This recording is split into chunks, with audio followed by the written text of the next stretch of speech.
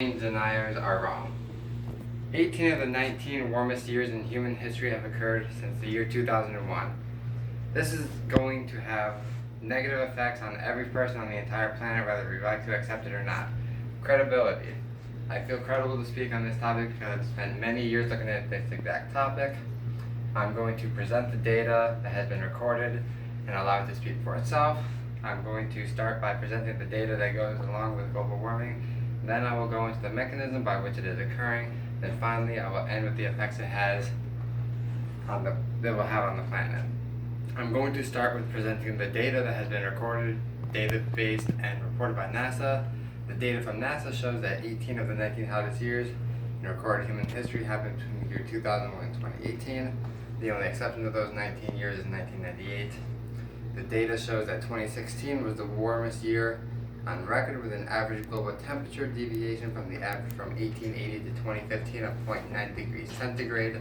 To put that into perspective, we can compare it to the warmest year before the year 2000, which was 1998. The average deviation in global temperature compared to global average from 1880 to 2015 in 1998 was 0.62 degrees centigrade. So 2016 was about 1.5 times larger, the discrepancy, than in 1998.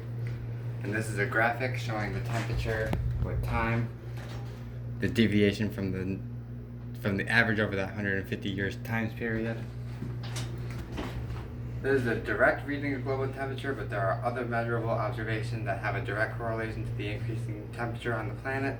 Some examples of this also according to NASA's website: increased temperature of ocean water, shrinking ice sheets, glacial retreat, decreased snow cover, sea level rise, decreased Arctic sea ice levels, extreme weather events, and ocean acidification. Now that I've presented some of the data about global warming, it is time to get into the mechanism by which these occur. The primary mechanism by which global warming occurs is a mechanism called the greenhouse effect. The greenhouse effect was first explained by Joseph Fourier in 1826, according to an article by Peter Lynch in the Irish Times. And ever since then, it has been a big player in the scientific community. It has been right up there with the theory of evolution. The evidence that suggests, according to NASA, that global warming is in fact due to the greenhouse effect is that the temperature of the upper climate is cooling down, while the temperature of the lower atmosphere, or the surface, is indeed warming up.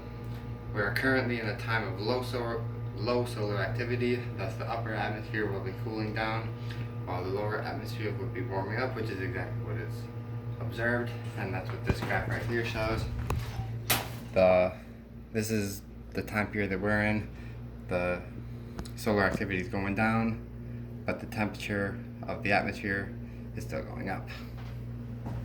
The 5 main gases that contribute to the greenhouse effect are carbon dioxide, nitrous oxide, methane, chlorofluorocarbons, also called CFCs, and water vapor. Water vapor is the worst one of these lists because it becomes a positive feedback loop. So as the planet warms, the rate at which it is warming is going to increase because of water vapor. CFCs are now highly regulated by many governments around the world, including the United States federal government. CFCs were also banned because they started destroying the ozone layer at the North and South Poles, according to this paper by Vollmer and a bunch of other people. The atmospheric histories and emissions of chlorofluorocarbon CFC-13, Z, CFC-114, and CFC-115. Now that I've finished talking about the mechanism by which global warming occurs, it is time for me to talk about the future implications of our current trends, and if we do not seek a course to avoid such a fate. The effects of climate change are going to be devastating. Some of the effects include prolonged warming, decreased length of the frost season, increased length of the growing season. However, this doesn't mean that more crop will be yielded. It will actually decrease due to photorespiration, which is when rubisco binds to oxygen gas instead of CO2. Severe changes in precipitation patterns, more frequent droughts and heat waves, increase in sea levels up to 4 feet by 2100, and that is a very general estimate, and also all the Arctic ice will melt. Some effects that will specifically target the Midwest include, but are not limited to, decreased yield in crop production, decreased milk production, great risk to the Great Lakes, extreme heat waves, extremely heavy downpours, flooding causing damage to infrastructure, and damage to forests and air quality. Now that I've said everything I wanted to say, it is time to wrap this up. The evidence is out there that our planet is warming. The mechanism by which it is occurring has been explained and well tested upon, and many of the world's experts have concluded to determine that it is a serious issue, and leaders in the field have set forth warning signs of what will happen if we do not change our ways.